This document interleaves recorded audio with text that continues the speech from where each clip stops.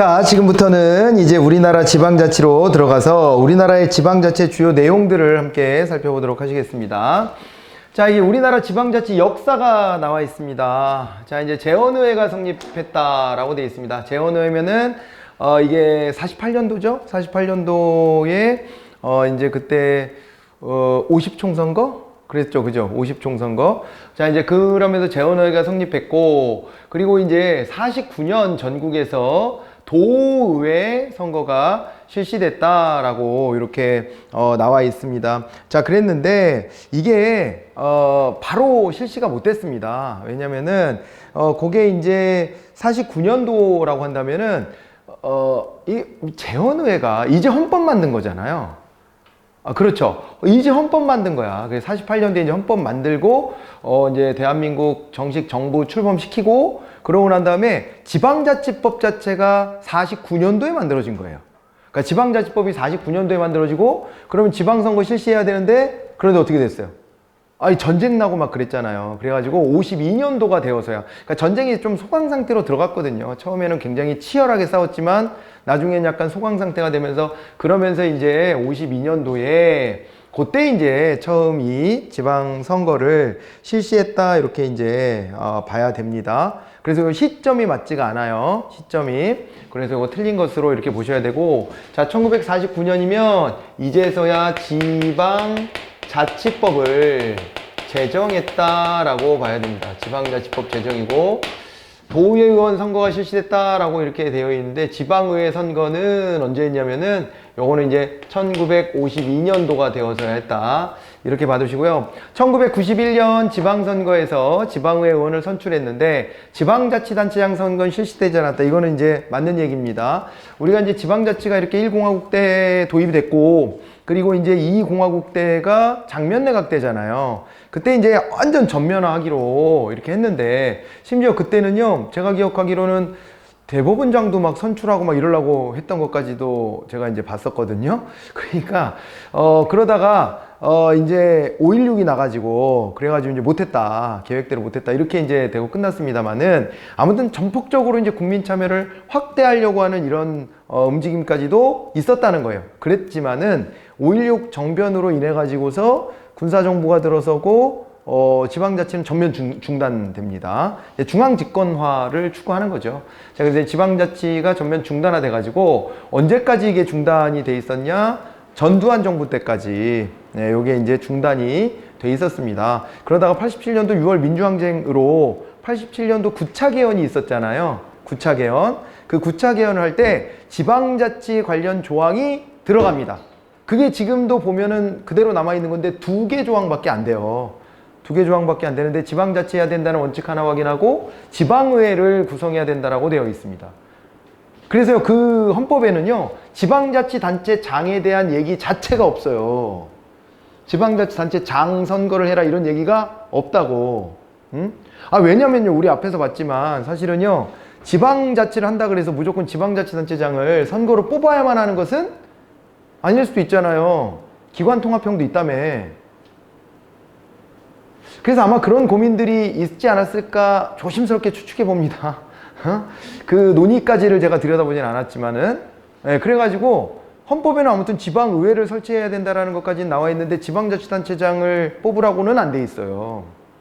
그래가지고 일단은요, 이 헌법 개정의 근거에서 야권 측에서 특히 이제 지방의회 선거해야 된다라고 자꾸 이제 주장을 하게 됐는데, 그런데 이제 그때 이제 아무튼 그렇게 6월 항쟁이 있었음에도 불구하고 야권 분열의 틈을 타서, 물론 이것도 다 부정선거였다 이런 근거들도 많이 있지만, 그 당시야 뭐 시대가 그러긴 한데, 아무튼 노태우 후보가 당선되면서 정권 유지돼 버렸잖아요. 정권 유지되고 지방자치 안 하려고 뺀질거리는 거야.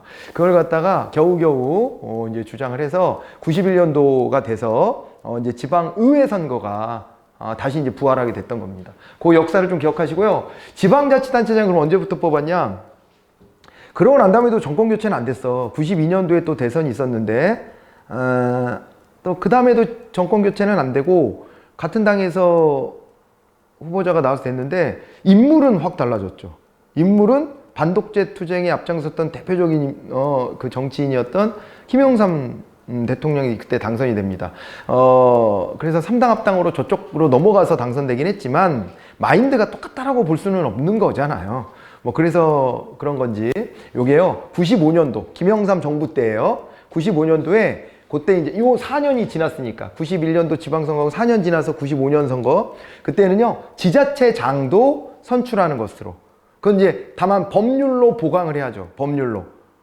아니 헌법에는 지방자치단체장 뽑으라고 안 돼 있으니까 법률을 만들어서 이제 이 지방자치법 같은 법률을 통해서 이제 지방자치단체장도 동시에 이제 선출하는 방식으로 갔습니다. 동시에 선거하는 이유는 또 맨날 하는 얘기가 저 선거 한번 치르려면 돈이 얼마 드는지 아느냐에서부터 출발해서 반대론자들이 자꾸 이제 그런 주장을 하니까 그러면 같은 날 선거 치르면 되지 해가지고요 동시 지방선거라는 이름으로 95년도부터 시작했고 다만 한시적으로 95년도에 당선된 사람들은 98년까지 임기 3년만 해라. 이렇게 해가지고 이제 실시를 합니다. 왜 그때 임기 3년으로 1년을 또 그렇게 했냐면 이게 선거 주기를 좀 맞추자 이런 논의까지도 됐어요. 이게 국회의원 선거가 4년마다 한 번씩 있는데 국회의원 선거랑 지방선거를 퐁당퐁당 하자. 안 그러면 너무 정치 이슈가 사회를 다 장악해 버리니까 퐁당퐁당 하자 이렇게 한 거예요. 그러니까 경년으로 한 번은 지방선거 또 경년 지나면 한 번은 또 국회의원 선거 이렇게 하게끔 구조화해 놓은 겁니다. 그 바람에 이제 그때 95년에 당선된 사람들은 3년 임기만 갖고 98년도에 다시 지방선거를 치러서 지금까지 이어져 오고 있다. 이렇게 봐주시면 되겠습니다. 됐죠? 역사 충분히 설명됐습니다. 자, 그래서 2번이 맞는 거였고 95년부터 주민직선제에 의한 도교육감 선거가 실시됐다. 이건 그렇지 않습니다. 시도교육감 선거는요. 전국 단위로 다 같이 시도교육감 뽑기 시작했던 건 2010년이고요. 그 전에 이제 제도는 도입이 돼가지고 2000 몇 년이야? 9년인가? 경기도부터 보궐선거로 그때 교육감이 비니까 제도는 도입되어 있고 전국적으로는 아직 그렇게 직선으로 뽑진 않았지만 경기도에 자리가 비니까 경기도에 이 자녀 임기를 채울 교육감을 뽑기 시작하면서 시도교육감 선거가 실시됐다 이렇게 보시면 돼요. 알겠죠? 자, 그래가지고 이제 95년부터 바로 도입됐다는 것은 틀린 얘기로 봐두시면 되겠습니다. 시도교육감 선거는 여러분들이 좀 기억해야 될 것은 정당 공천이 없다는 거예요. 정당 기준으로 우리가 다 선거 뽑습니다. 요즘에 보면 자기가 몸담고 있던 정당에서 몇 번씩 당선됐다가 이번에도 공천 줄 거지라고 기대했는데 안 되니까 그러니까는 탁 튀어나가 가지고요 다른 당 만들고 막 다른 당 들어가고 하는데 그분들이 의미 있는 득표하기 어려울 거예요. 이게요 민주주의가 진척된 국가에서는 정당 중심 정치가 이루어져요. 항상 그 세력을 중심으로. 예. 그래서 무소속이나 제3당으로 성공하기가 어려워요. 제3당이 성공하는 케이스는 이제 다당제가 형성되는 국가들인데 우리나라처럼 1등만 당선되는 구조에서는 안 돼. 그게 1등만 당선되는 구조에서는 1당, 2당 두 개의 정당의 힘으로 가는 거예요. 거의 그렇게 가게 돼 있고 가끔 어떤 인물이 등장해서 그 인물이 센세이션을 일으키면 제3당이 돌풍을 일으키기도 하지만 한 번에 그쳐요. 우리나라만 그런 게 아니고요. 제도가 그렇게 되어 있어. 제3세력이 등장했을 때 처음에는 1, 2 세력한테 실망감을 갖고 있던 사람들이 새로운 정치가 좀 있지 않을까 3당 밀어주는데요. 새로운 정치라는 건 없어요, 세상에. 그러니까 인간들이 다 해본 거기 때문에 새롭다라고 하는 것은 있기가 어렵고 제3세력이 또 그렇다고 처음부터 과반 이상의 세력을 확 확보할 수도 없기 때문에 자기네가 원하는 거를 근본적으로 해보기도 어렵고 뭐 여러 가지로 한계가 있어서 두 번 못 가. 두 번 못 가, 항상. 우리나라처럼 1등만 당선되는 구조는. 그게 똑같은 데가 영국이 그래요. 영국도 제3당이 돌풍을 일으킨 적이 있지만 두 번은 못 가. 항상 그런 식이에요. 그래서 양당 체제로 가고요. 미국도 1등만 당선되니까 양당 체제로 가요. 다당 체제로 가는 독일 같은 나라는 선거제도가 달라요, 우리랑. 네, 우리랑 달라. 1등만 당선되는 막 그런 구조가 아니라 비례대표 중심으로 비례대표를 많이 이렇게 설정해 놓고 당선자를 배출시켜주기 때문에 우리랑 다른 구조가 됩니다. 여튼 있잖아요. 그래가지고 네, 일로 다시 와보면 이제 무슨 얘기 하려고 했지? 정당 얘기하다 그랬구나. 그래가지고 이제 특히 우리나라는 두 개 정당 중심으로 해가지고 양당 구조를 깨트리기가 어려운 선거제도를 가지고 있는데 아무튼 그 정당을 보고 사람들이 투표해요, 보통. 그래서 어느 정당 출신이냐를 가지고 그 인물이 새 인물이고 내가 누군지 잘 몰라도 믿겠거니 하고 찍어요.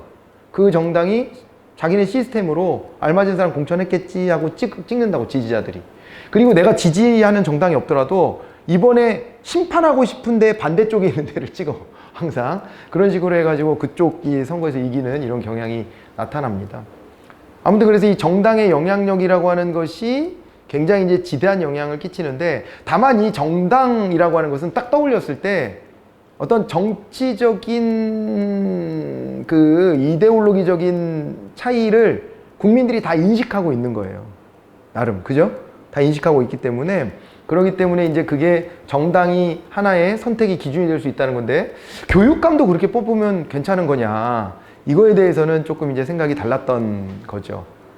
글쎄요, 저는 저거 뭐 꼭 그래야 되나 하는 고민은 좀 있어요. 근데 어쨌든 우리나라가 채택한 제도는, 야, 교육은 정치적으로 휘둘리면 안 돼, 뭐 이런 이제 생각으로 정당 공천을 배제했다. 네, 이렇게 봐두시면 되는 거죠. 자, 이제 정당 공천이 배제됐다는 게 이제 주요 특징입니다. 아무튼 시도 교육감 선거는 그렇게 봐두시고, 1960년 지방선거에서는 서울특별시장, 도지사 선거는 실시되었으나 시읍면장 선거는 실시되지 않았다 그랬는데, 60년도 지방선거라고 했습니다. 저 때에 저거 이제 반대로 좀 여러분들이 좀 이제 보셔야 될 텐데, 이게 시읍면장이 원래 먼저 선출되고 있었어요. 무슨 말인지 알겠죠? 시읍면장. 그러니까 이승만 정부 때 지방자치단체장을 뽑을 때는 말이에요, 시장, 읍장, 면장을 뽑았다. 읍장, 면장이 좀 의외죠. 근데 그 왜 그러냐면요, 농촌이 워낙 그때는 농경사회고 농촌이 이제 중심이 되기 때문에 읍장, 면장 이렇게 다 뽑았다, 이렇게 이제 봐두시면 되겠습니다. 아시겠죠? 자, 그래가지고요, 이제 그렇게 먼저 뽑기 시작했다가 60년도에는 거기다가요, 광역자치단체장도 같이 뽑기 시작한 거예요. 네, 그래가지고 거기에다가 서울특별시장, 도지사 선거도 얹어서 갔다, 이렇게 이제 보는 게 역사적으로는 맞습니다. 따라서 요거는 답을 2번으로 체크를 잘 하시고요. 넘어갑니다. 요것도 이제 우리나라 지방자치에 대한 설명인데, 자치사법권이 있어요, 없어요? 우리나라는 없어요. 입법행정사법, 우리 상권분립이라고 얘기하지 않습니까? 자, 상권분립이라 그래서 입법부, 행정부, 사법부가 있는데, 입법행정사법. 제가 이렇게 한번 표시해 볼게요. 우리가요, 여기 중앙이 있고, 여기 이제 지자체가 있습니다. 지자체를 둘로 나눠보죠. 광역과 기초. 이렇게 하는데요. 이게 상권분립이 있잖아요. 입법부가 있어요. 입법 기능이 있는데, 여기에 중앙에는 국회가 있죠. 그리고 광역자치단체는 시도의회가 있습니다. 시도의회. 기초자치단체는 시군구의회가 있습니다. 이렇게 구성이 되고, 행정은 어떻게 되는 것이냐, 행정 같은 경우에는 중앙에는 대통령을 뽑는 거죠. 대통령을 두고, 광역자치단체는 시도지사가 있겠죠. 그리고 여기다가 플러스 시도 교육감이 있습니다. 그리고 이 기초자치단체는 시군구청장이라고 우리가 이제 부릅니다. 시군구청장, 이렇게 부르고요. 그 다음에 이제 사법과 관련된 건데, 사법은요, 예, 여기는 이제 법원이 있는 거잖아요. 법원이 있는데 여긴 없어요. 사법자치는 우리나라는 한다, 안 한다? 안 한다. 사법자치는 하지 않는다. 그래서 자치사법권은 없다. 그런데 다만 이 법원이 직접 이제 이렇게 틀을 나눠놓고 있기는 하죠. 어떻게 나눠놓고 있냐면, 법원이요, 대법원 있죠? 대법원이 있고, 그 다음에 고등법원이 있어요. 그리고 지방법원이 있습니다. 이렇게 나눠지는데, 이거는 여기서 이렇게 파급된 거지, 이게 지방법원이라고 해가지고 이게 자치사법권이 인정되는 것이다 라고 할 수는 없어요. 자치단체로서 있는 게 아니에요. 네, 그렇게 구조를 봐두시면 되겠습니다. 이 카메라 안 잘렸겠지? 네, 잘렸더라도 알아들으시면 됩니다. 아무튼 이렇게 해가지고요, 우리 구조가 되어 있고, 자치사법권은 인정되고 있지 않습니다. 지방자치단체 예산안 편성권은 지방자치단체장에게 속하는 거죠. 중앙정부나 지방정부나 우리 구조는 다를 거 하나도 없어요.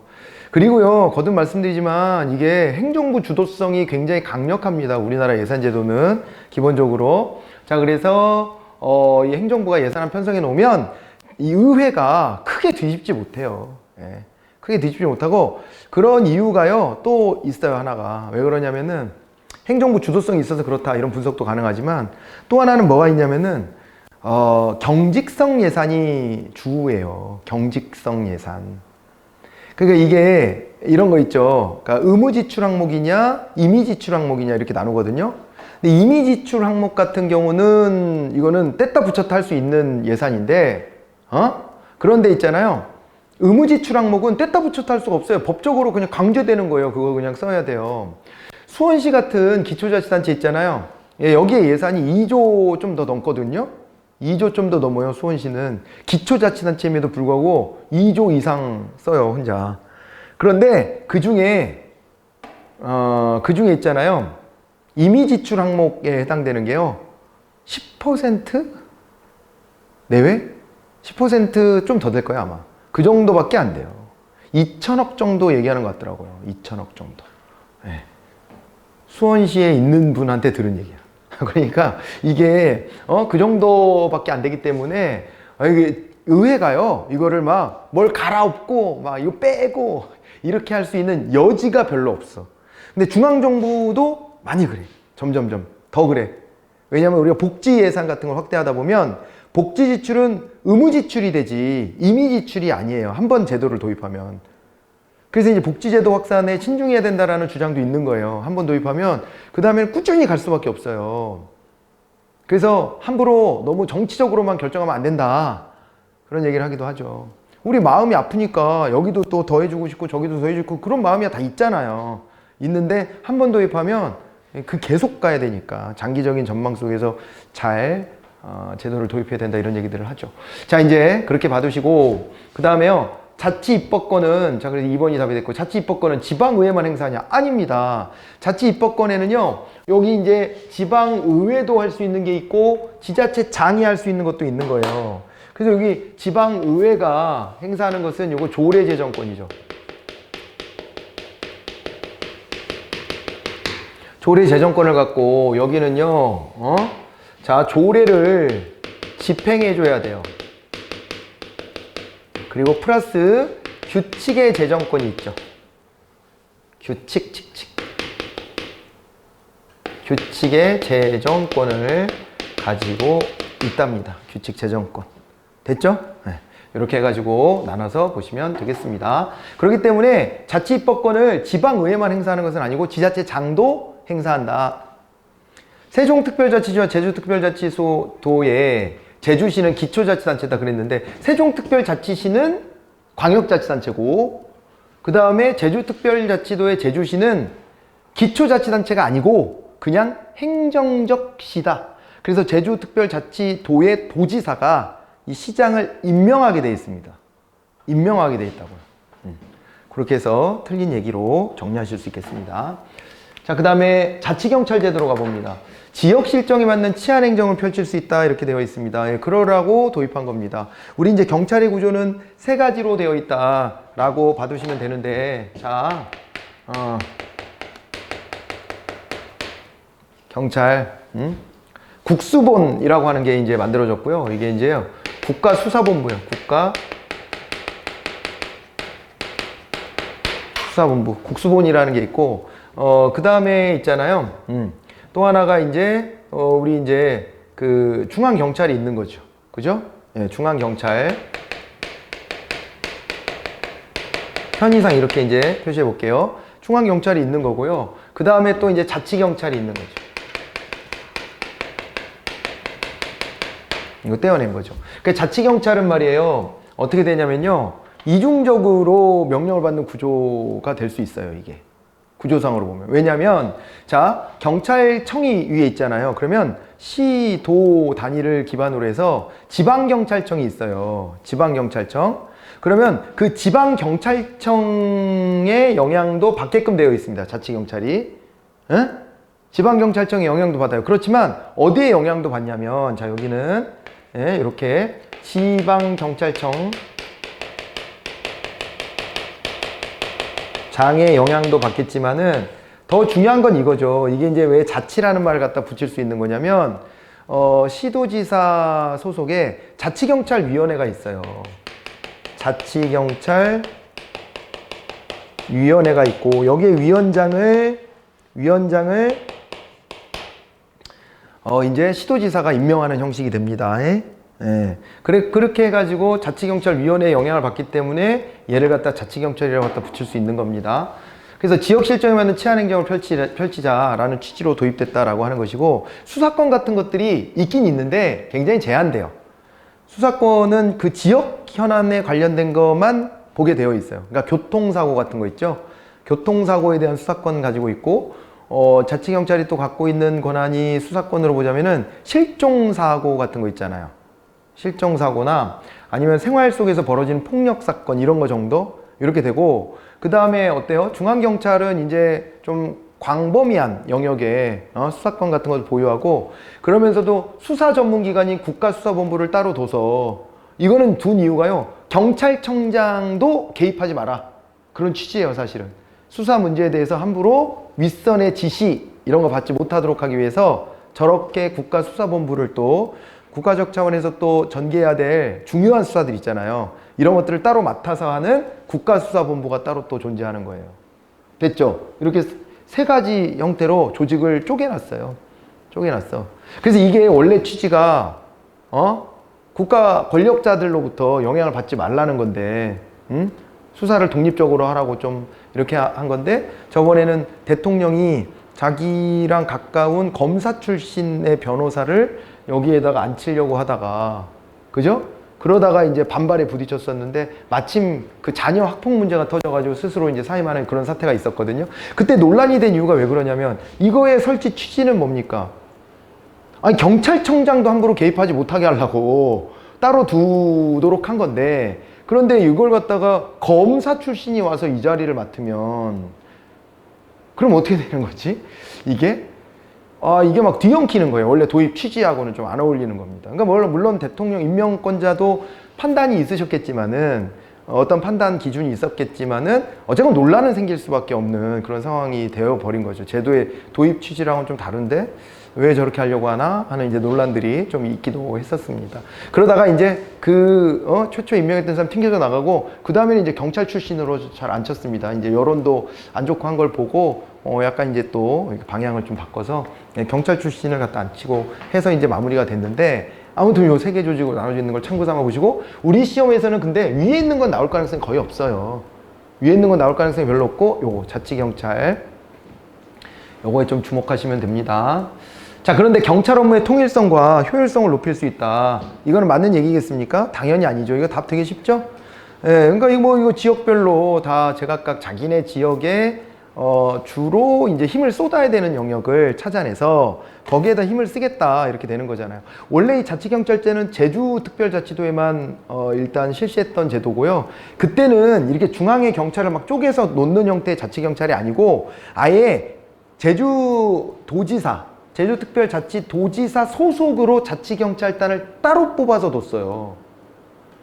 그렇게 했었습니다, 처음엔. 근데 그걸 전국적으로 이제 하면서 이제 구조를 다 바꾼 거지.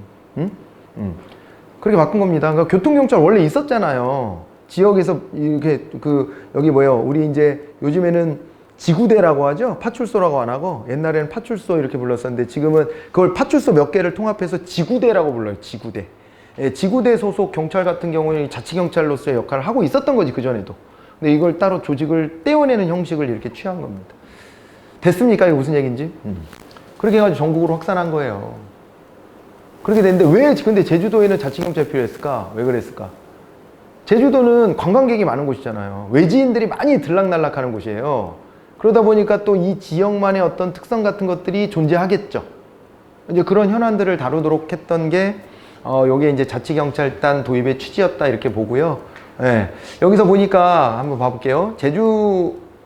그러다 보니까 참 통일성과 효율성보다는 그 지역의 현안, 그 지역의 특성에 맞춘다라고 하는 게 장점인 것이지, 저것은 단점이 됩니다, 오히려. 그리고 제주자치경찰단은 주민의 생활안전활동에 관한 사무를 수행한다 이렇게 돼 있는데 뭐 저게 제주자치경찰단이든 어디든 간에 예, 다 주민의 생활안전 활동 같은 거를 위주로 활동을 하는 겁니다. 전개하는 겁니다. 자, 그리고 자치경찰 사무를 관장하기 위하여 광역자치단체, 시도 자치경찰위원회를 두도록 한다 그랬잖아요. 그죠? 이 얘기까지 정리하실 수 있겠습니다.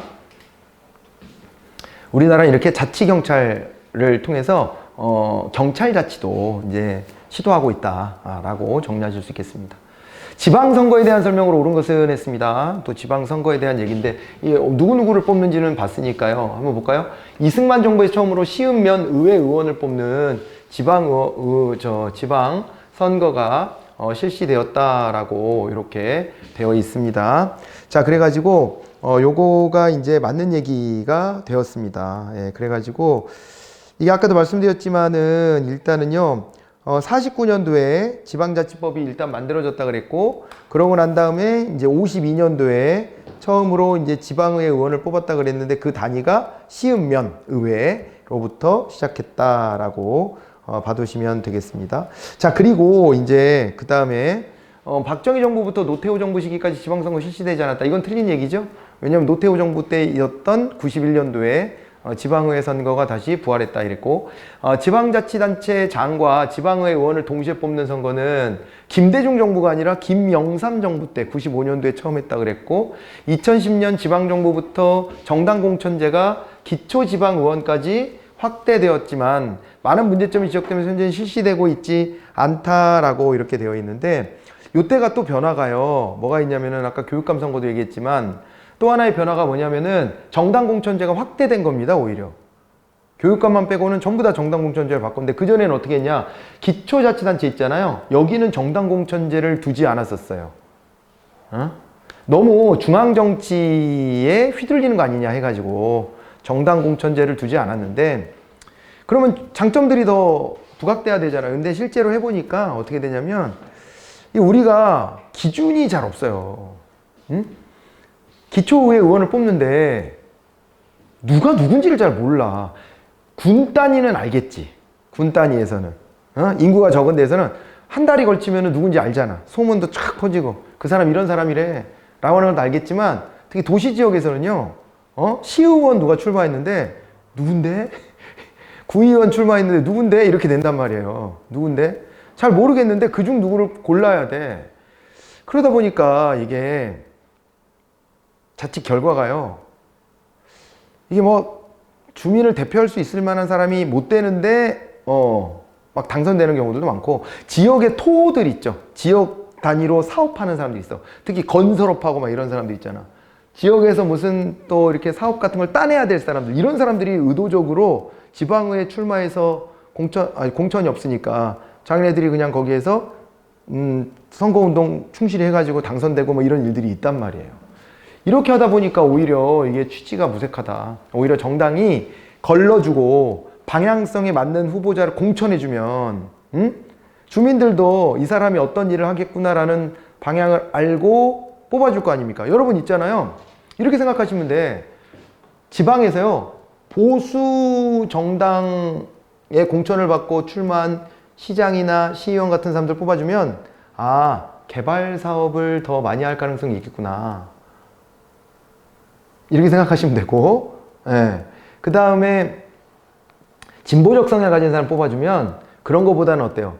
환경보존이라든가, 지역 복지라든가 이런 것들에 좀 더 신경 쓰겠다. 돈을 그렇게 나누려고 노력하겠구나. 또 어때요? 그런 거 있잖아요. 지역 카페 같은 것도 진보 보수 중에 어디 정책입니까? 진보적 세력의 정책이잖아요. 그걸 갖고 자꾸 이제 효율성 얘기를 하거든요. 그거 좀 약간 어불성설입니다. 예전에 경기연구원이 있습니다. 경기연구원에서 막 조사를 해보더니 뭐라 그랬냐면 경기도 지역 카페가 이게 경제 활성화에 기여한 바가 별로 없다. 이런 식으로 이제 발표를 했고, 그리고 이제 그거에 대해서 당시 도지사가 다음에 대통령 나왔던 그분인데, 그러니까 이분이 원래 자기의 어떤 트레이드마크처럼 지역 카페에 이걸 들고 나왔었거든요. 다른 연구 결과는 다르다 이렇게 반박하고 그러면서 충돌했던 양상이 있어요. 그럼 연구자들이 거짓말했겠냐? 그건 아닙니다만 이 효과를요, 어디까지로 설정하느냐에 따라 연구 결과는 다 다를 수 있어요. 이걸 단지 경제 성장에 초점을 맞추면 지역화폐가요, 이거보다 다르게, 그 돈을 다르게 쓰는 게 더 좋은 효과를 만들어내는데 이런 연구 결과에 도달할 수밖에 없어요. 그런데 지역화폐를 쓰는 이유는요, 설득을 하기 위해서 이렇게 소상공인 자영업자를, 업자들을 대상으로 지역화폐를 쓰게끔 하면 경제도 활성화됩니다. 이렇게 말하는 것 뿐이지, 사실은 지역에 있는 작은 영세한 소상공인들에게 돈을 쓰라는 얘기는 경제 효율성보다는 형평성의 관점이 더 많이 들어가 있는 거잖아. 안 그래요? 그래가지고 이거 지역화폐 써보신 분들 알겠지만 내가 10만 원을 충전하면 11만 원을 준단 말이에요. 10%를 더 얹어줘요. 그러니까 기왕 내가 현금 쓸 거면 이거로 쓰는 게 이득이니까 사람들이 이걸 또 쓴단 말이에요. 10% 정도를 더 얹어서 넣어준다고. 그 돈은 어디서 나와요? 세금 거둔 거에서 쓰겠지, 당연히. 그러니까 이걸 가지고 이제 보수 세력에서는 비판을 하는 거예요. 차라리 그럴 바에는 경제 성장만을 목적으로 한다면 지역 화폐 이런 거 줄 거가 아니라 중앙정부 차원에서 이거를 능률성 있는 데다가 쓰면 훨씬 이게 경제적 유발 효과가 더 클 텐데 왜 그렇게 쓰냐, 이렇게 이제 비판하는 것이고, 진보 세력은 형평성의 가치를 중시하잖아요.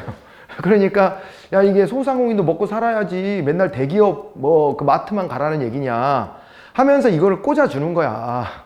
그렇게 하니까 이 경제 성장만 가지고 기준으로 놓고 보면 경기연구원의 연구 보고서처럼 이거 그렇게 성과 없는 것 같은데 이런 결론이 나올 수도 있고 논쟁적이 되는 거죠. 그러니까 우리가 뽑을 때 진보적 정당의 공천을 받고 출마한 사람들을 당선시키면 지역화폐 정책 같은 거를 적극적으로 하겠구나, 이런 거고, 보수 성향의 후보자들, 그 정당 공천 받은 사람 뽑으면 그런 정책은 좀 위축되겠구나, 이런 생각할 수 있고요.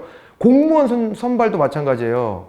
진보적 성향을 가진 사람 뽑아놓으면요, 공무원도 더 뽑으려고 그래요. 왜? 복지 정책 같은 걸 확장해야 되니까 여기에 인력 배치를 많이 하고 싶어 하거든. 근데 보수적 성향을 가진 정당 출신자들을 뽑아주면 이분들은 정부의 효율성에 관심이 많이 갖기 때문에 인원을 감축하고 싶어 하지 늘리려고 하지 않아요. 이런 게 바로 우리가 정당 공천하게 됐을 때 이점이에요.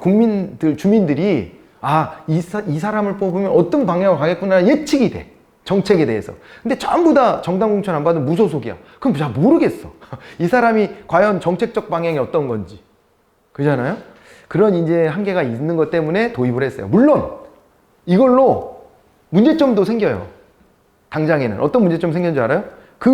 내가 시의원 할래도 정당 공천 받아야 되니까 이 공천권을 누가 특히 과거에 많이 쥐고 있었냐면 그 지역 국회의원이 쥐고 있어. 그러니까 국회의원하고 가깝게 지내야 되고, 심지어 국회의원한테 뇌물을 갖다 주고 공천 받는 사례들이 심심치 않게 적발됐었어요, 처음에.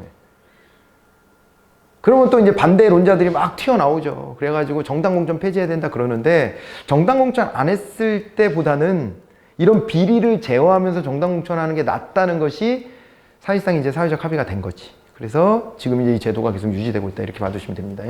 정당 공천제는 그렇게 정리해 주세요. 1번이 답이 됐습니다. 지방자치법상 지방의회에 대한 내용을 옳지 않은 것 찾으래요. 지방의회는 조례로 정하는 바에 따라 위원회를 둘 수 있고, 위원회의 종류는 상임위원회와 특별위원회로 한다, 이렇게 되어 있습니다. 자체적으로 여기도 위원회를 두는데, 우리나라는 중앙정부의 국회도 그렇고 지방자치단체의 지방의회도 그렇고 위원회 중심주의예요. 위원회 중심주의. 본회의 중심주의냐 위원회 중심주의냐 이렇게 물어볼 수 있거든요. 위원회 중심주의예요. 위원회가 사실 거의 모든 현안들을 다 처리하는 형식을 취하게 됩니다. 그러면서 이제 어떻게 되는 거예요? 그러면서 이제 저렇게 상임위, 특별위가 있는데, 상임위원회는 뭐예요? 상임위원회는 항상 설치되어 있는 거. 특별위원회는 임시로 설치됐다가 그 사안이 끝나면 종결하는 거. 이렇게 봐두시면 되겠습니다. 자, 그 다음에 지방의회는 그 의결로 소속 의원의 사직을 허가할 수 있다, 이렇게 되어 있고, 그러니까 이제 나 그만할래요, 이럴 수 있단 말이에요. 왜 그만하냐? 저 이번에 국회의원 출마하려고요. 이럴 수 있어. 그러면 임기 중에 사직하겠습니다 라는 사람이 나타나면 의회가 의결해서 사직해줘야 되는데, 의회가 소집될 수 없는 상황이면 의장이 재결해서 사직을 허용해 줍니다. 그런 형태로 가고, 의장은 의결해서 표결권을 가지지 못하면, 이건 틀렸어요. 의장도 한 명의 의원이에요. 의원 중에서 의장을 선출하는 거야, 자기들끼리. 그래서 의장도 자기도 표결권이 있기 때문에 표결을 합니다. 그런데요, 찬반이 같게 나왔어, 표결을 했더니. 그럼 어떻게 하냐? 이걸 가부동수라고 하는데, 가부동수가 나오면 부결된 것으로 우리는 간주합니다. 그래서 이 뒤에 있는 얘기는 맞아요. 그럼 부결된 것을 안 보면 뭐 어떻게 할 수 있는데요? 질문이 있을 수 있잖아요. 가결된 걸로 볼 수도 있지. 아니면은요, 캐스팅 보트라고 해가지고요, 의장한테요, 선택권을 줄 수도 있어요. 선택권을 줄 수 있다고요. 의장이 고르세요. 이렇게 할 수도 있어요. 그런 권한을 주기도 하지만 우리는 그런 거 없이 부결된 것으로 봐요. 틀린 것은 앞에 부분이에요. 의장이 의결권이 없이 사회만 보는 거냐? 아닙니다. 본인도 의결권을 갖습니다. 우리 지방의회 같은 데 보면은요, 되게 작은 의회도 있어요. 인구가 적은 지역들 있잖아요. 여기는 지방의회 의원이 10명도 안 되는 데도 있어. 근데 그중에 의장도 뽑고 부의장도 뽑고 막 할 거 아니야. 그래 놓고서 이 사람이 표결도 안 한다 이러면은요, 너무 그 적은 인원으로 다수결해야 돼, 사실은. 말도 안 되는 얘기입니다. 자기도 한 명의 또 주민 대표로서 선출된 사람이기 때문에 그 표결에도 동참할 수 있는 권한을 주는 게 마땅한 거예요. 지방의회에서 부결된 의안은 같은 회기 중에 다시 발의하거나 제출할 수 없다 그랬는데, 국회도 똑같은데요. 이거를 일사부재의의 원칙이라고 해요. 일사부재의의 원칙이라고 합니다. 일사, 하나의 사안은요, 안 돼. 뭐가 안 돼? 재의에 붙이는 것이 안 돼. 일사부재의의 원칙이라고 하는데, 여러분 혹시 행정법 같은 거 공부하실 때 법 공부하실 때 일사부재리의 원칙 이런 건 들어보셨어? 그거랑 좀 다르지. 그거는요, 리라고 하잖아요. 의가 아니라 리라고 하잖아요. 그건 심리를 또 할 수 없어. 그런 거예요. 재판이 한번 끝난 것을 또 재판할 수 없어. 그런 건데, 그건 영구적이거든요. 근데 이거는 달라요. 일사부재의의 원칙은 회기 중에만 그래요. 회기 중에. 같은 회기 중에 A라는 법안을 통과시켜야 되는데, 이게 중요한데, 이거를 반대하는 세력이 자기네가 소수여서 막을 방법이 없어. 그럴 때 일부러요, B 법안, 말도 안 되는 B 법안을 자꾸 제출해가지고 다수파가 부결시켜. 그러면 다시 한번 해봐. 그래서 또 표결 붙여서 또 부결하고. 이걸 반복하면서요, A 법안 통과시킬 시간을 지연시키는 전략으로 쓸 수가 있거든요. 일부러 계속 반복적으로 올려서 계속 부결시키는데도. 그래서 같은 법안을요, 같은 회기 중에는 다시 올리지 마, 이렇게 하는 거예요. 다음번 회기에는 올려도 되냐? 그건 상관없어. 같은 회기 중에 안 되는 거예요. 이걸 일사부재의의 원칙이라고 하는데, 이 국회도 똑같습니다. 자, 이런 제도가 있고요. 자, 그 다음에 지방자치법상 지방의회 의결상으로 옳은 것만을 골라라 그랬는데, 예산안 심의 확정 당연히 해야 되고요. 법령에 규정된 수수료의 부과 징수에 대해서도 요거에 대해서도 법령에 규정된 수수료의 부과 및 징수인데, 만약에 지방의회가 의결해야 될 상황이라고 한다면은 어떤 거가 돼야 돼요? 이게요, 법령에 딱 저렇게 명시돼 있으면은 안 되고, 조례로서 뭐 동의권을 행사해야 되거나 하는 것들이 있습니다. 이제 그런 부분들에 대해서는 이제 개입을 하겠죠. 자, 그리고 외국 지방자치단체와 교류협력은, 이거 외교권까지는 아니지만은, 외교권은 없습니다, 지자체에는. 그렇지만은 저런 교류협력은 할 수 있는데, 저런 것들이 미칠 영향 같은 것들을 고려해서 지방의회 동의를 구하도록 하고 있습니다. 그래서 요거는 이제 기억 디귿으로 이렇게 찾아가셔야 합니다. 자, 그리고 이제 지방의회 권한에 해당되는 걸 골라라, 또 똑같은 유의 문제가 나왔는데요. 여기 중요재산의 취득 처분과 관련해서 동의권 행사하고요. 그 다음에 규칙재정권은 지자체 장애하는 거니까 X고요. 지방세 부과 징수 감면과 관련된 의결을 할 수가 있습니다. 물론 저 세금을 신설하거나 세율을 지 맘대로 바꾸거나 이런 건 못합니다. 그거는 우리가 조세 법률주의라고 했잖아요. 법률로 정해진 바를 따라요. 그런데 지방세 부과 징수 감면과 관련해서요, 재량권이 있는 영역이 있어요. 그래서 이제 그런 거에 관련해서는 지방의회가 당연히 개입해야 되는 것이고요.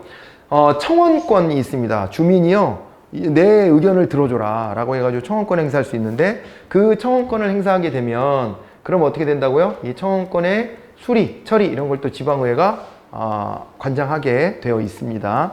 자, 그래서 이제 요것도 보셔야 되는데, 기관 시설의 설치권 같은 게 나왔습니다. 기관 시설 같은 것들을 지방의회가 마음대로 막 설치할 수 있느냐, 그 부분에 대해서는 이제 그렇지는 못해서 답을 이제 요거는 1번으로 찾아가셔야 되겠고요. 자, 우리 지방의원은 직무수행과 관련해서 면책특권이 인정되지 않고 있다 이렇게 돼 있습니다. 우리 면책특권이라고 하는 게 이게요 국회의원 고유의 특권이에요. 그래서 툭 하면은 이제 면책특권을 없애겠다 이렇게 나오거든요. 글쎄 이거 국민들이 신중하게 들여다봐야 돼요.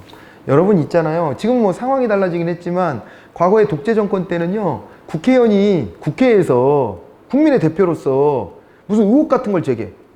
대통령 일가에 이런 숨겨진 재산이 있다고 하는 첩보를 제가 받았는데 사실입니까? 이런 걸 따져 물었어. 근데 그걸 갖다가 대통령이 심한 모욕감을 느꼈다면서 야 어떻게 그런 말 할 수 있냐? 그러면서 이제 고소하면 그럼 어떻게 되는 거야? 고소하거나 아니면 고소하면 대통령 채통이 좀 그러니까 알아서 검사가 나서가지고 수사해가지고요 처벌해버려. 이러면 어떻게 되는 거예요? 말을 할 수 있어? 무서워 죽겠는데? 국민의 대표가 그런데 이런 의혹조차도 제기 못하면 어떻게 합니까? 여러분 면책특권이 굉장히 잘 됐던 케이스가 어떤 게 있냐면요 그때가 언제 몇 년도였지? 김영삼 정부 말기였나? 한 국회의원이요 갑자기 어느 날 대정부 질문에 나서가지고 뭐라 하냐면 국회에서요 그 어떤 장부 같은 걸 막 이렇게 흔들고 나서가지고 뭐라 그랬냐면 전직 대통령이었던 노태우 대통령 비자금이 4천억 원이 발견됐다. 4천억 원이 있다는 첩보를 내가 들었다. 해가지고 의혹 제기를 합니다. 그로부터 노태우, 전두환 비자금 수사가 이루어지고 이들이 또 5.18도 일으키고 한 거까지 다 묶어서 처벌할 수 있게 됐던 거예요. 그때. 그러니까 이런 비자금을 숨기고 있었는데 그걸 갖다가요. 국회의원이 그런 말을 함부로 말했다가 내가 처벌받을지도 모른다 그러면 확실한 증거가 있지 않은 한 말을 못한단 말이에요. 의혹만으로는.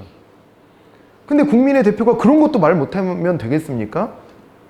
공포감을 느끼면 되겠습니까? 그래서 준 게 면책특권이에요. 헌법에서 보장하고 있는 국회의원 특권입니다. 근데 이걸 갖다 지금은요 가끔 이제 악용하는 애들이 있거든. 면책특권 뒤에 숨어가지고 국회에서 아무 말 대잔치 하는 애들이 있어. 근거도 없는데 막 상대방을요 사회주의자냐 뭐 친북이냐 니네 뭐 이런 식으로 막 모욕을 주거나 혹은 지역 감정을 조장하는 말을 하거나 이런 식으로 해가지고 책임질 수 없는 말들을 막 쏟아내는 애들이 있긴 있거든요. 근데 그거는요 어떻게 걸러내면 되지? 그런 이력이 있으면 다음번에 안 뽑아주면 되지 않아? 뽑아주지 마요. 그런 사람이 있으면. 그러면 되잖아. 근데 그걸 갖다가 면책특권 자체를 없애는 게 옳을까? 이건 잘 생각해 봐야 돼요. 왜 국회의원만 이런 특권이 있냐? 나 불만이야. 없애라. 이렇게 꼭 해야 되는 건지.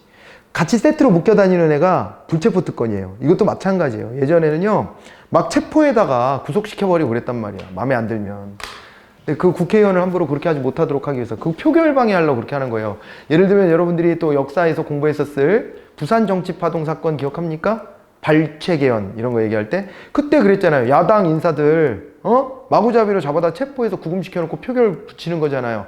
그런 식으로 해가지고요 표결 방해로 체포를 해갈 수도 있어요. 그런 거 못하게 하려고 불체포특권 둔 겁니다.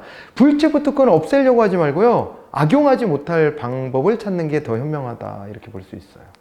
사실은. 근데 이거를 갖다가 정치권에서도 국민 표 얻으려고 이제 어느 순간 되면 저희가 저희한테 표를 주시면 이제 불체포특권 폐지하겠습니다 이렇게 한단 말이에요. 근데 저는 좋은 얘기라고 생각하지 않아요. 그런 걸 포퓰리즘이라고 저는 생각하는데 어쨌건 그게 국민들이 안 좋은 장면을 봐서 그래. 안 좋게 생각하는 거는. 그래서 그런데 그 원래 제도 도입의 취지에 대해서는 우리가 다시 한번 생각해 볼 필요가 있습니다. 그런데 지방의원에까지 면책특권 두느냐. 저 면책특권 다시 한번 말씀드리면 이제 뭐냐면요. 자기의 직무와 관련해서 국회 내에서 행한 발언과 표결에 대해서 국회 바깥에서 즉 검찰 같은 데서 책임을 물을 수 없다는 거예요. 책임을 묻는다면 만약에 엉뚱한 말을 막 해. 면책특권 뒤에 숨어서. 그러면 야, 너 왜 국회의원의 품위를 손상시키는 그따위 말을 하냐? 그래가지고 국회 안에서 징계할 수는 있어. 자기들끼리. 근데 국회 바깥에는 처벌할 수 없다. 그게 면책특권입니다. 그걸 지방의회 의원한테까지 보장해 주냐? 그렇진 않아요. 그렇진 않습니다. 예, 그렇게 정리하시기 바랍니다. 그래가지고 요거 이제 기억은 맞는 얘기고 집행기관의 행정사무 처리사항을 조사 및 감사할 권한을 갖는다라고 했는데 이제 이게 뭐예요? 행정사무조사. 행정사무감사 이렇게 부르는 겁니다. 이게 국회 차원으로 넘어오면요, 국정조사, 국정감사 이렇게 불리는 거예요. 이거를 갖다가 지방의회 차원에서는 행정사무조사, 행정사무감사 이렇게 부르는 겁니다. 자, 그렇게 해서 니은도 맞는 얘기가 됐고, 임시회 소집 요구권이 있습니다. 그러니까 정기회가요, 국회는 1년에 한 번, 그리고 지방의회는 1년에 2번 소집하게 돼 있거든요. 그렇게 돼 있는데 그 나머지 기간에는 그럼 회의 못하냐? 회의를 해야 뭐 의논하고 표결도 하고 결정도 하고 할 거 아닙니까? 그렇기 때문에 필요할 때는 임시국회 소집 요구를 해가지고 임시회를 통해서 업무 처리합니다. 임시국회라고 말하면 안 되겠네요. 여기는 그냥 임시회 이렇게 소집을 한다라고 보시면 되겠고, 광역의회 의원은 정당 공천을 다 받습니다. 아까도 말씀드렸지만 교육감을 빼고서는 선거에 출마하는 사람 다 이 정당 공천 제도가 있습니다. 그리고 이해관계가 있는 안건에는 참여가 금지되어 있다. 이거는 맞아요. 자기랑 이해관계가 직접 연결되는 것은 참여하지 못하도록. 아까 말씀드렸잖아요. 지방의 토호 세력, 지방에서 사업하는 사람들이 지방의회 의원 딱 차고 들어가가지고 회의할 때 막 영향력 행사해. 이러면 되겠습니까? 이해 충돌이잖아요. 그러면 안 되지. 그래서 배제합니다. 답은 그러다 보니까 5번이 답이 되었습니다. 지방의회 의원이 받을 수 있는 징계 사례가 아닌 것 그랬는데, A의원은 45일간 출석 정지를 내용하는 징계를 받아. 이거 너무 어렵지? 이런 내용까지 알아야 되나 싶죠? 근데 30일까지 징계 받을 수 있게 되어 있습니다. 45일간의 출석 정지는 없어요. 30일 이내 기간으로 하게 되어 있어서 1번이 답이 됐고, 공개회의에서 사과하는 징계도 있고요. 그 다음에요, 제명도 있어요. 제명은 잘라버리는 거예요. 잘라버리는 거예요. 국회도 있고 지방의회도 있는데요. 예전에 국회에서는 제명됐던 대표적인 케이스가 김영삼 대통령이 예전에 박정희 정부 때 야당 총재하다가 제명됐던 일이 있었지. 그때 뉴욕타임즈하고 인터뷰 막 하면서 정부 막 비판하고, 그 다음에 이게 79년 얘기인데 박정희 대통령이 이제 시해 암살되기 직전 상황이에요. 근데 이제 그러고 또 뭐가 있었냐면 YH 사태라 그래서 왜 용호무역이라는 데인데 가발 만드는 공장이었는데, 여기에 이제 노동 착취 문제랑 뭐 이런 것들 때문에 여기 노동자들이 막 이제 파업하고 하는데, 그때는 파업하면 진짜 다 때려잡았어. 때려잡았어. 그 몇 해 전에 전태일 열사 사건도 있고 그랬던 거 아닙니까? 그러니까는 이제 이런 분위기 속에서 진압 당하다가 어디로 도망오냐면 야당의 당사로 들어옵니다. 야당 총재였던 김영삼 당시 이제 총재가 받아주죠. 받아줘. 이렇게 하다 보니까 열 받은 거예요. 그래서 여당 의원들이 주도해가지고요, 제명에 나서는 거예요. 제명에. 김영삼 총재 제명. 이렇게 했거든요. 그런 케이스가 역사적으로 제일 유명한 사건이에요. 근데 지금 어떻게 되냐면요, 이게 국회든 지방의회든 간에 이게 재적 의원이 있죠. 자기네들 지금 이제 재적 의원은 적을 두고 있는, 적이 있는 의원들, 현재 그 의원 전체에 3분의 2 이상의 찬성이 있으면 그러면은 여기에 이제 제명이 가능합니다. 그렇게 해서 지방의회도 이 제도가 있다라고 하는 걸 알아두시면 됩니다. 재적 의원 3분의 2 이상의 찬성에 따라 제명을 할 수 있다. D 의원은 공개회의에서 경고를 받는 징계를 받았다 그랬는데, 이런 제도들이 다 있습니다. 참고 삼아서 한번 이렇게 정리해 보시고, 1번이 답이었고, 인사위원회 위원으로 임명되거나 위촉될 수 없는 사람이 누구냐 그랬습니다. 지방공무원법에서 인사위원회 같은 걸 설치하고, 그 다음에 인사문제에 관여하는 위원이 된다는 거잖아요. 여기에 겸직하면 안 되는 게 누구겠어요? 딱 봐도 지방의회 의원 아니야? 지방의회 의원 아니냐고요. 지방의회 의원이 저기까지 개입해서 인사권, 행정부의 인사권에 관여한다? 이 말이 안 되지. 그래서 요거 1번이 답이 됩니다. 우리 권력분리 원리를 하는데 어떻게 그렇게 하겠어. 근데요, 이 변호사 자격이 있는 사람 되고요, 전문직으로 보고 법에 대한 이해가 충실하기 때문에 필요하다라고 보고, 공무원으로서 20년 이상 근속하고 퇴직한 사람도 되고요, 초등학교, 중학교, 고등학교 교장 또는 교감으로 재직하는 사람도 인사위원회 위원으로 임명되거나 위촉될 수 있도록 하고 있는데, 그거는 그래서 관련 법을 넣어드렸죠. 네, 넣어드렸습니다. 그래서 그거를요, 찬찬히 한번 이렇게 뭐 읽어보셔도 되겠습니다. 좀 빠져있는 게 대학에서 조교수 이상으로 재직한다. 조교수 이상이면 정식 교수가 된 거예요. 요즘에 보면 교수 직함에 원래 이제 예전 같으면 대학 강사에 해당되는 건데 교수 직함을 많이 줘요. 그래서 뭐 특임 교수니, 겸임 교수니, 무슨 뭐 석좌 교수니 이런 표현들 있잖아요. 그런 경우는 이제 정식 교수라고 보기는 어렵고, 정식 교수는 조교수, 부교수, 교수, 정교수 이런 이제 형태로 가잖아요. 그리고 퇴직하면 명예교수니까 그것도 이제 일단은 좀 예외적인 것이고, 그래서 이렇게 대학에서 조교수 이상으로 재직하거나 이게 이제 나와 있고, 그 다음에 공무원으로서 20년 이상 그거 나왔고, 비영리 민간단체 지원법에 따른 비영리 민간단체에서 10년 이상 활동하고 있는 지역 단위 조직의 장 정도가 되면 또 이제 가능하다. 이제 시민단체의 역할도 포함하고 있는 것이고, 그 다음에 상장법인의 임원, 그 상장법인이면 굉장히 이거, 그죠? 예, 큰 법인이에요. 법인을 만들고도 상장하고 싶지만 상장 못하는 기업이 대부분이고, 상장돼 있다는 건 코스피, 코스닥 같은데 지금, 그죠? 종목으로 거래되고 있는 그 회사들 말하는 거예요. 거대 기업들. 예, 걔네들 말하는 거니까요. 이런 거나, 여기 임원이거나, 이제 공기업 지역 단위 조직의 장으로 근무하고 있는 사람, 이런 사람들이 지금 이제 위원으로 임명 위촉될 수 있다. 그런 얘기가 되어 있습니다. 그런데 안 되는 사람이 거기 나와 있습니다. 그죠? 여기 정당법에 따른 정당의 당원, 지방의회 의원 아예 명시적으로 나와 있죠? 예, 그렇게 정리하시면 되겠습니다. 예. 자, 그리고 현행 지방자치법상 지방자치단체 장의 보조기관이 뭐냐? 보조기관은 뭐라고 불러요, 우리가?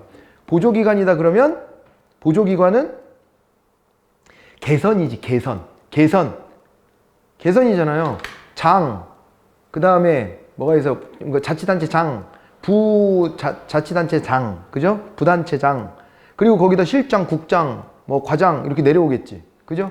그 개선이 보조기관이에요. 그러니까 당연히 1번이 답이 딱 되는 거예요. 그죠? 출장소, 사업소, 읍면동 뭐 이런 것들이 나와 있는데, 이거는 지금 어떻게 되는 거냐면 이제 여기 출장소, 사업소 이런 것들은요 소속기관 같은 거라고 봐야 되고, 소속되어 있는 별도 기관. 그 다음에 읍면동이다 라고 하면은요 요거는 이제 하부행정기관이라고 불러요. 하부행정기관 이렇게 부르기 때문에 답은 1번으로 이렇게 정리를 잘 하셔야 되겠습니다. 그 다음에 이제 38번으로 갑니다. 지방공기업법에 근거한 지방공기업에 대한 설명을 가장 옳지 않은 게 뭐냐 했습니다. 지방공기업은 수도사업, 공업용수도사업, 그리고 주택사업, 토지개발사업, 하수사업, 자동차 운송사업, 궤도사업을 할 수 있다 이렇게 해가지고요. 요건 맞는 얘기예요. 그러니까 김포 같은 데가 자기네가 궤도사업을 별도로 하는 거 아니야? 그렇잖아요. 그래서 김포 라인, 골드 라인 이거 자체적으로 한 거잖아요. 지원 안 받고. 그러려고 소량으로 만들어 놨다가 인구가 폭증하니까 이제 와서 그 정책 실시했던 사람들 요거도 먹고 있는 거예요. 무슨 말인지 알겠죠? 돈이 없으니까 두량만 들어갈 수 있게 땅을 팠단 말이야. 역을 만들 때부터. 응? 그래가지고 지금 그 늘릴 수가 없다는 건데, 아주 좋은 노선으로 지나가거든. 아주 좋은 노선에 딱 알박기 한 거야. 이게 지금은 결과가. 이제 그때는 인구가 이렇게 늘어날지 모르고 예측을 잘못해가지고요.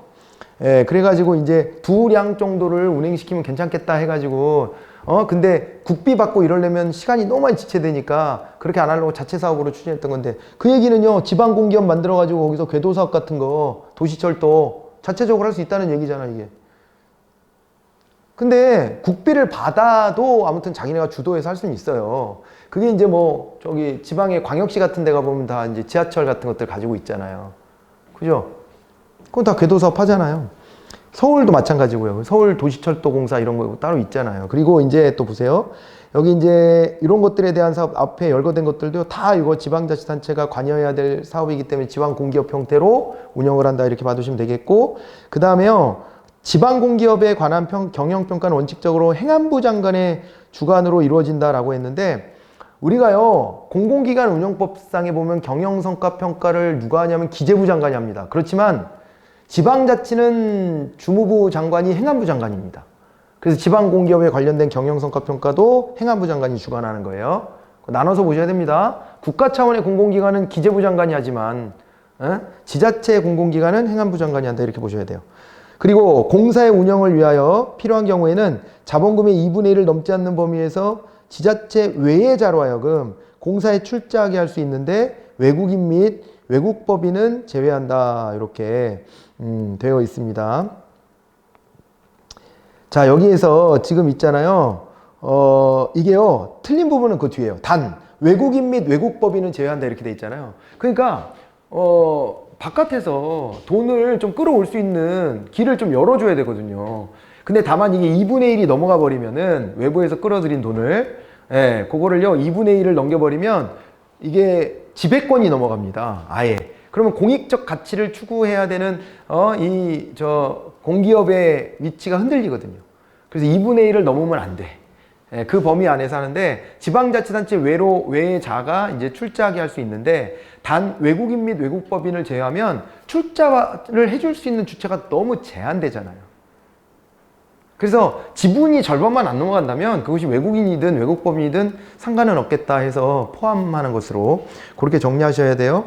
자, 그래서 답이 3번이 되었고, 지방공기업에 대한 경영평가, 관련 정책 연구, 임직원에 대한 교육 등을 전문적으로 지원하기 위해서 지방공기업 평가원이라고 하는 것이 또 이제 설립되어 있다. 이렇게 봐주시면 되겠습니다. 자, 그래서 좀 이렇게 지금까지 공부했던 내용을 좀 더 확장한다는 느낌으로 이런 문제들도 잘 정리해 놓으시면 좋겠어요. 3번이 답이에요. 이거는 법에 규정되어 있는 것들이 자꾸 나오니까 우리가 지금 보면 많이 기억하는 사람이 더 유리한 거예요. 시험에서. 그렇게 살펴보시면 되겠습니다. 여기까지 해서 이제 우리나라 지방자치 주요 내용들에 대해서 살펴봤습니다. 다음 시간에는요, 지방자치단체 권한부터 다시 시작해 보도록 하겠습니다. 수고하셨습니다.